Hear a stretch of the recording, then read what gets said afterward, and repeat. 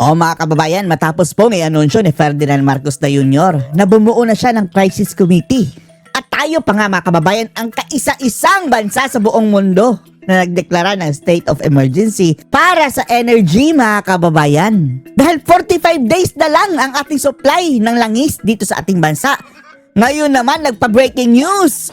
Nagre-report mga kababayan ng ating Pangulo.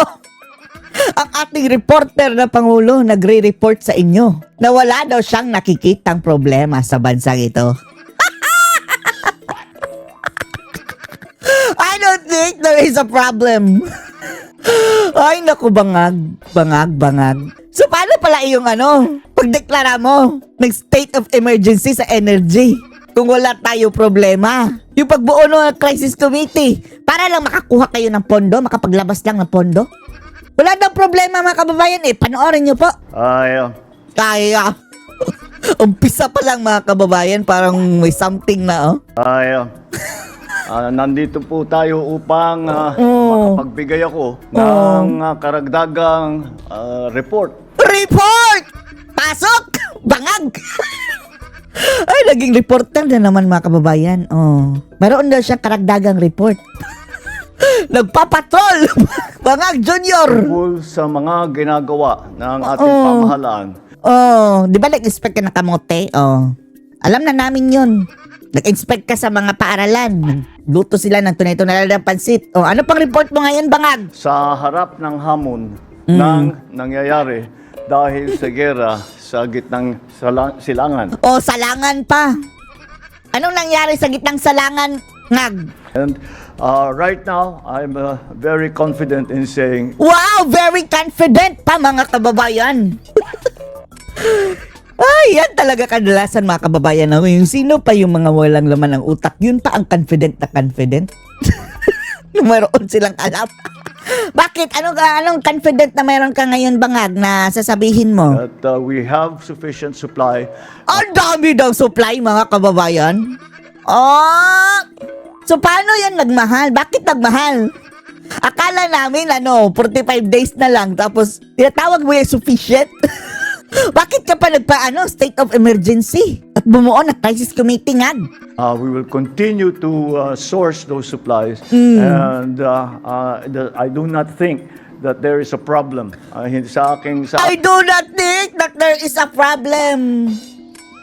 How can you solve the problem when first of all, you are not acknowledging it? Diyos ko Lord, paano mo mariresolve ang problema mga kababayan kung hindi mo ina-acknowledge? Wala parang problema, Diyos ko. Wala parang problema. Ano ba tong mga kabangagang ito mga kababayan, ha? Think the supplies and I do not think that there is a problem sa aming analysis. Nag-analysis sila mga kababayan. I do not think that there is a problem. Ay, Diyos ko, bangag ba to mga kababayan? Bangag ba to? Bakit ba? Parang yung mga pinagsasabi mga kababayan, ewan lang natin. Kaya pala may panahon pa siya mga kababayan na mag-inspect sa kamotehan, sa mga paaralan. Dahil I do not think we have a problem. Wala tayong problema para sa supply. Wala petrolyo. Wala problema sa supply. Kasi sabi mo nga lang 45 days na lang, hindi mo alam ng baka bababa pa yung supply na yan. At saka ng mga petroleum products. Sasabihin natin, we are talking about 45 days on average, more or less. 45 days na lang. Samantalang ibang bansa mga kababayan, mayroon silang supply up to 1 year. Kahit pa mag-crisis up to 1 year, hindi sila mauubusan. Tayo, dapat mga kababayan, 60 days ang supply natin dapat. Just a matter of few weeks, bumaba sa 45, tapos wala pa rin problema. Nag-increase na nga mga kababayan ang natin presyo ng gasolina at langis. Yan ang problema, Bangag. Ang presyo. Yan ang dapat tinutukan mo. Tingnan mo ang sama ng tingin ng babae mga kababayan sa kanya. Bakit hindi mo dikdikin yung mga ulo ng sinong namamahala dyan sa mga kababayan sa fuel ng reserve? Dahil hindi pa dapat tumaas mga kababayan ang presyo. Dahil unahin natin yung pondo natin na 60 days mga kababayan I-replenish yun Tapos biglang sirit mga kababayan ang taas ng presyo. Mamaya na sana magtaas mga kababayan kung naubos na yung 60 days. Yung na-replenish doon sa storage mga kababayan na dumating, doon pa dapat tumaas. Yan dan dapat inatupad mo, bangag. Ko Lord, walang problema. Kaungasan. Pero hindi natin alam how long this will last. Tapos, hindi mo nga alam how long this will last. 45 days, mga kababayan. Tapos sasabihin mo pang wala kang problema. Long the supply. Ang problema ay ikaw, bangag. Hindi mo nakikita ang problema dahil ang problema ikaw mismo. The biggest how long problem the ng bansa supply nito. is going to be diminished or Hindi nila alam mga kababayan kung hanggang kailan niyang 45 days. Bakit mo pa sinabi na 45 days kung hindi mo alam hanggang kailan? 45 days na nga lang eh. from the Middle East through the Straits of Hormuz. Ay, naku, Hindi pa bangag. siya nakontento sa kanyang pagpapakapal mukha na hindi naman siya pinapansin ng mga manggagawang Pilipino. Kaya ito, mga kababayan, ang mga komento ng mga tao, nire-reflect ni naka-Eric, mga kababayan. Ito na lang ang sabi ng mga taong bayan sa iyo, bangag. Ang kababayan natin, nagluha-luhaan siya, ma'am. No? Nasasaktan daw ang kanyang damdamin. Drama. Padrama-rama sa hapon. Ang mata ni Dr. Alok Roy Badoy. Oh my God. Nung narinig niya, nagluha-luhaan si Bangag. Na makita niya ang Hindi ma-imagine, mga kababayan, si Bangag nagluha-luhaan. mahirap na kalagayan ng ating mga kababayang manggagawang overseas Filipino workers. Luha-luhaan, nagdrama-dramahan. Your take on this. Ay, ako. Natutuwa lang ko nang makita Yeah. ko yung video na yun.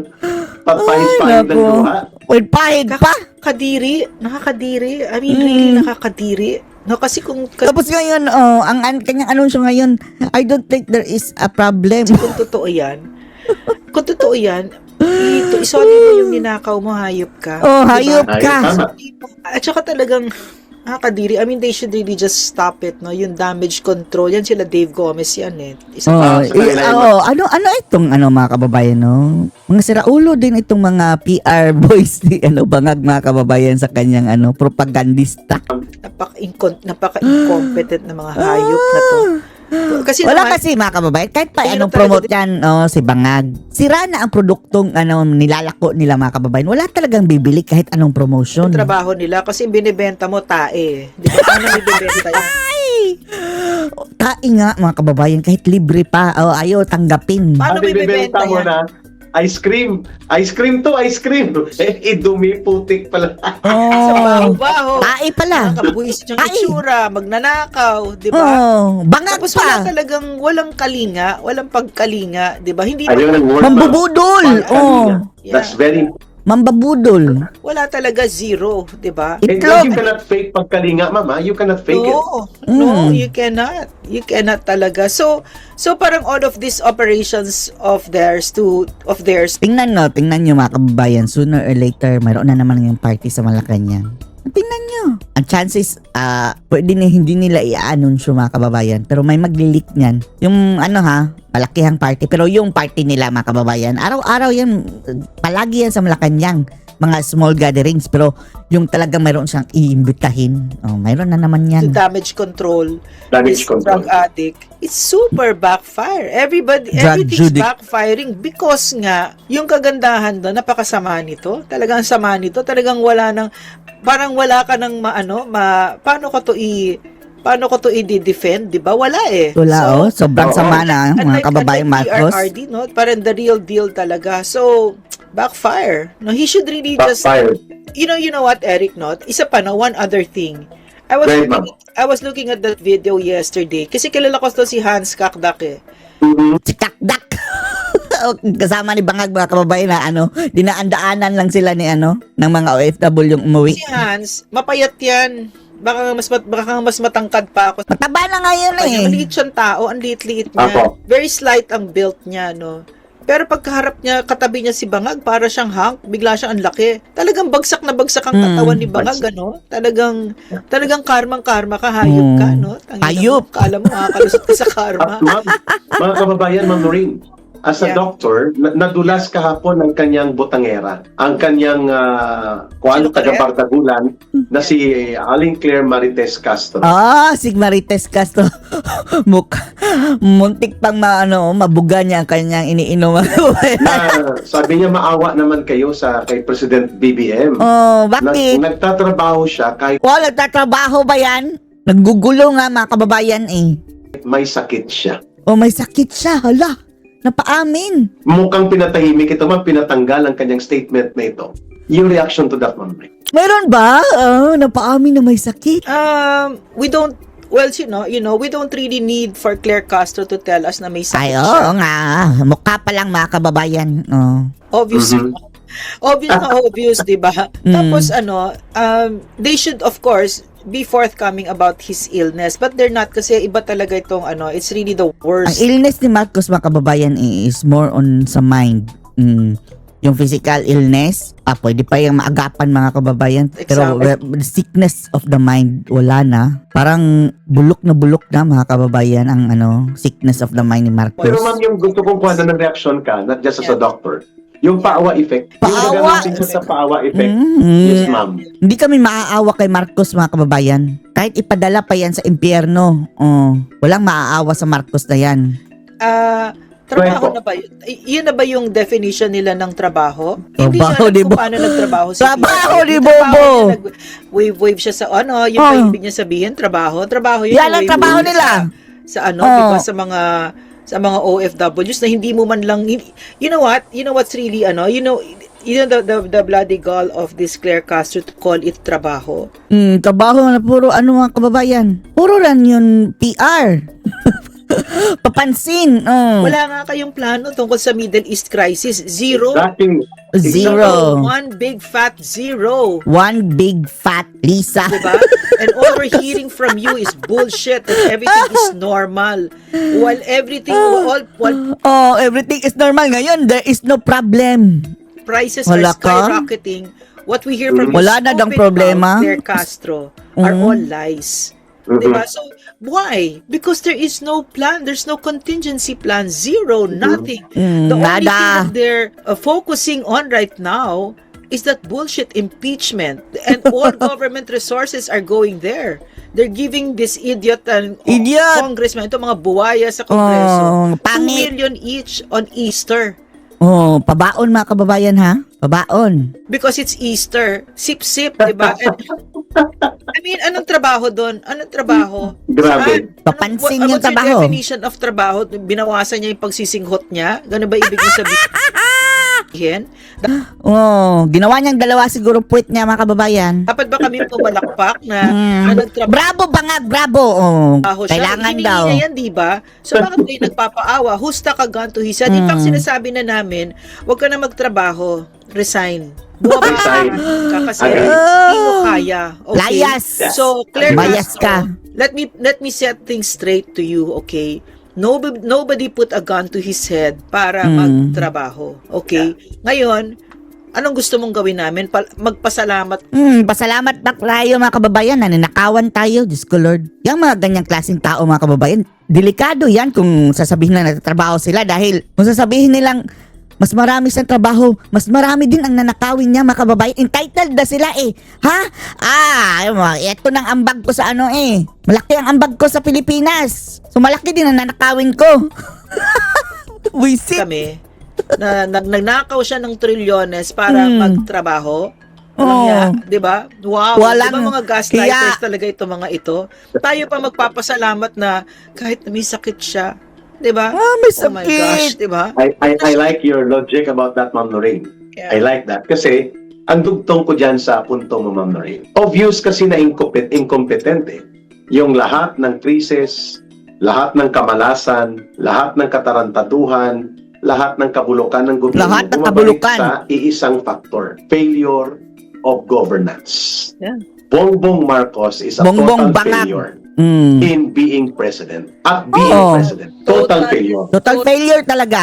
As in, 1,000% o 1,000,000%.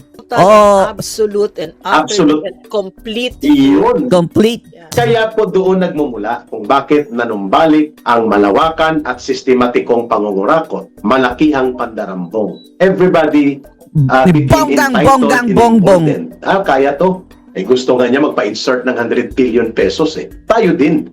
What are we in power for? So yun, malinaw yun.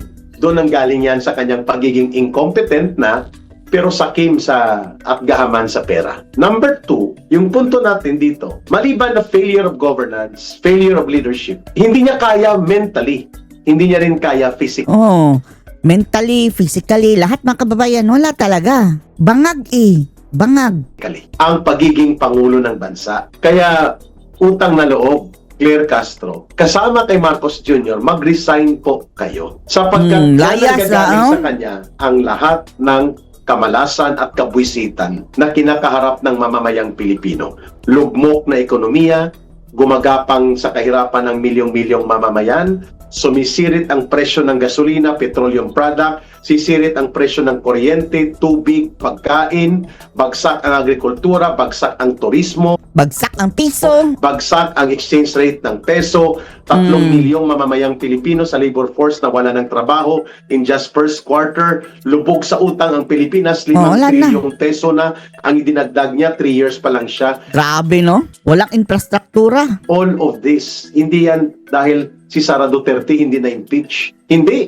Ito ay dahil nananatili sa poder kapit tuko si Marcos ang panggagaya ninyo. Ma'am Lorraine, go ahead. Eric, hindi pa nga, yun pa nga lang yung, parang top of mind na list mo. Oo. Diba? Pero Opo. meron So, tayong mga napakarami things na pa. hindi natin alam. Nakababuyan. Or marami dyan nagre-release siya ng mga top terrorists ng CPP. Ay, isa pa yan. Yeah, tapos magkaka-peace talk siya. No? Yan, disgrasya. Yung terrorist talks ng CPP. Pagkatapos, ginagapang ngayon yung AMLAC, no? Yung isang Oo. oligarkyo dyan, ang dinig ko si Enrique Razon. Ayan. Uh-huh. Oh, number 1 ano? Masahin nila yung AMLAC for their own personal gain. And nakakatakot yon kasi pinag-uusapan natin terrorist financing.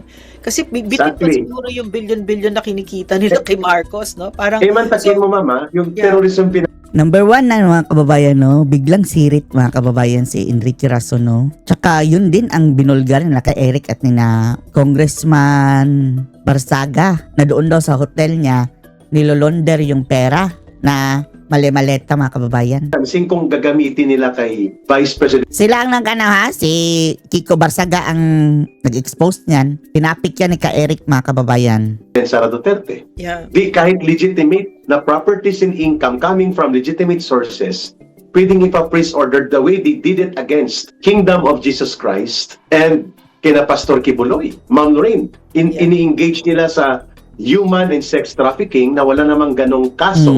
Pero pinilit nilang iswap doon ang testimonya ng nag-iisang testigo nila o nagrereklamo na hawak nila matagal na at ginagamit nila ngayon laban kay Pastor Kibuloy at kay at sa Kingdom of Jesus Christ.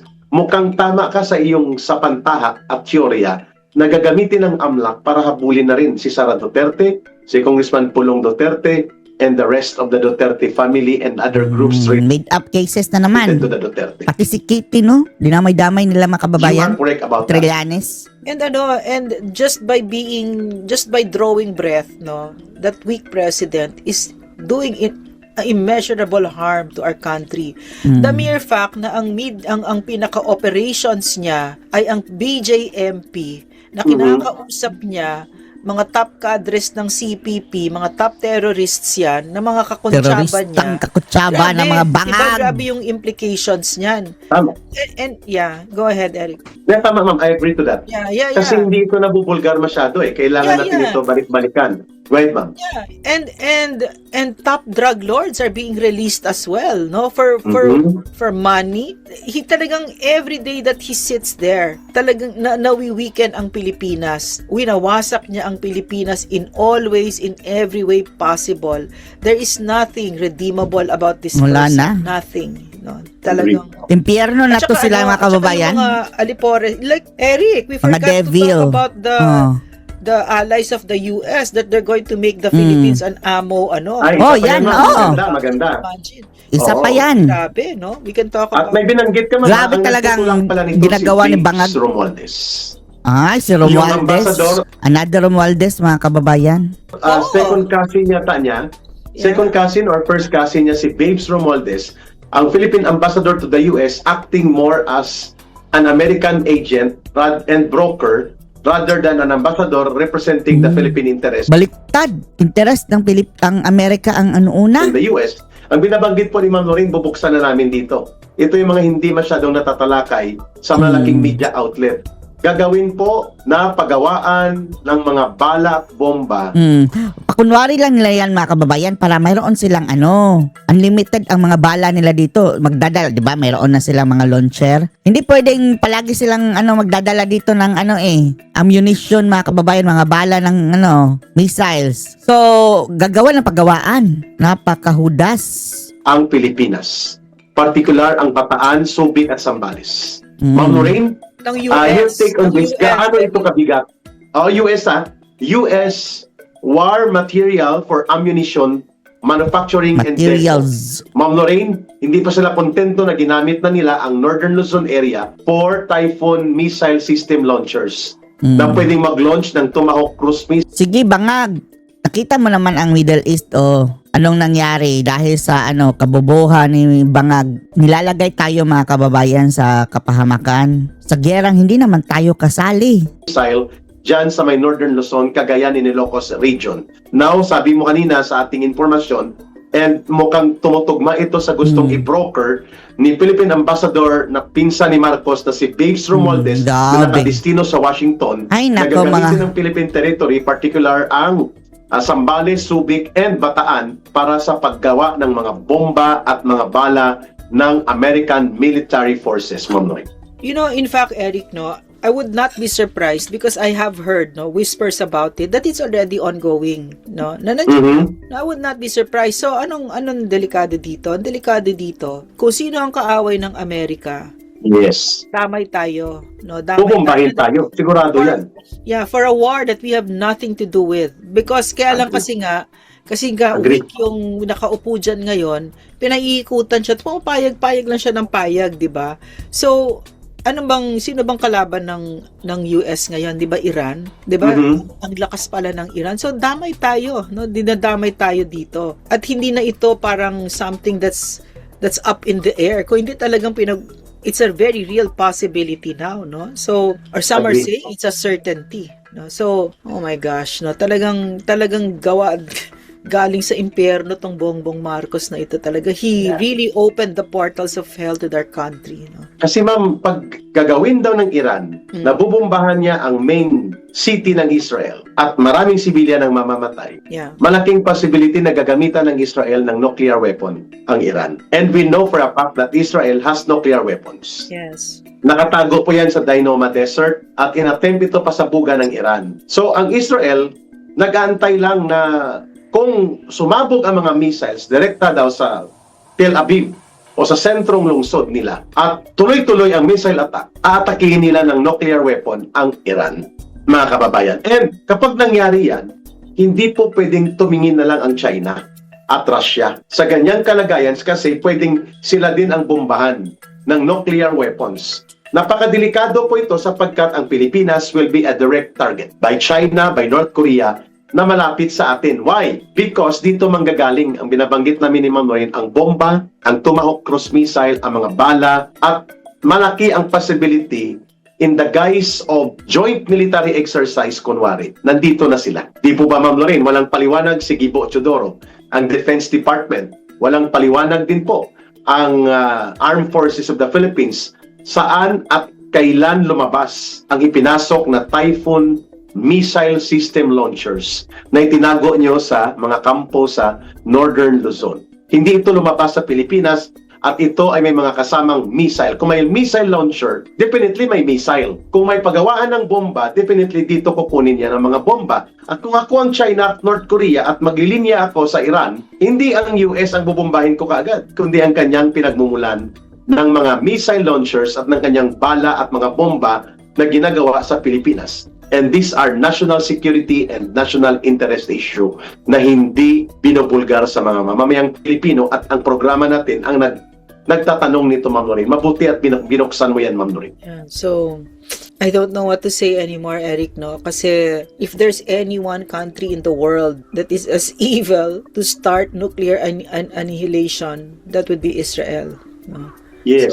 So, these are really dark times. And we could, if PRRD were president, no, he would have protected us. But this stupid drug addict put us there, no? Put us in the front line. Tayo yung nandyan. Tayo yung inihain. Tarantado talaga. At ma'am, hanggang ngayon, habang nag-uusap tayo, Yeah. tama ka kanina, mahigit 1 million Filipinos ang stranded pa rin sa Middle East. No safe mobilization, no repatriation, no contingency and emergency plan. Paano sila ipa-exit sa na magsasign dyan ng impeachment ni Inday. Na magsasign dyan ng impeachment ni Inday. wow, Meron siyang ganon. Yun lang, eh. wow. Meron siyang ganon. Yun lang. There's no, it's zero. All countries right now, you know, Eric, all countries right now are already planning, no? Are already right now are already planning, no? Are already taking care of their here in Tokyo, just about about 10 minutes away from me, they're already building a bunker for everybody. Correct. Imagine, no? And it will be done in a month or so, something like that, no? So all useless bastards, no? So Agreed. let's help each other. Yeah, I think wala nang iba pang napapanahon na pagkakataon ang panawagan sa pagpaparesign kay Marcos Jr. kundi ngayon. Yeah. Sapagkat we cannot move on to a level that we can have a correct leadership, strong government na haharap sa krisis kasama ang sambayan ng Pilipino, kasama ang buong Republika. It will take a very good, qualified leader na pamunuan ng tama ang gobyerno. Gamitin ng tama ang resources na naiiwan sa atin at dalhin ang buong burokrasya. Kagaya po ng ginawa ni Pangulong Duterte, whole of nation and whole of government approach sa paglaban sa communist terrorism. And it paid results. Ginamit din po ang template na yon sa whole of government and whole of nation approach nang tumama ang COVID pandemic 19 sa buong mundo. Na hindi tayo talagang naibaon sa lugmok na kalagayan dahil kumilos at planado ang pagkilos ng gobyerno. And that what we need right now. And it cannot proceed from there kung mananatili po si Marcos at ang kanyang administrasyon. Dahil wala silang kakayanan, hindi nila yan kaya gawin, wala silang pagkalinga, pagmamahal sa mamamayang Pilipino. At hindi po yan ang kanilang direksyon.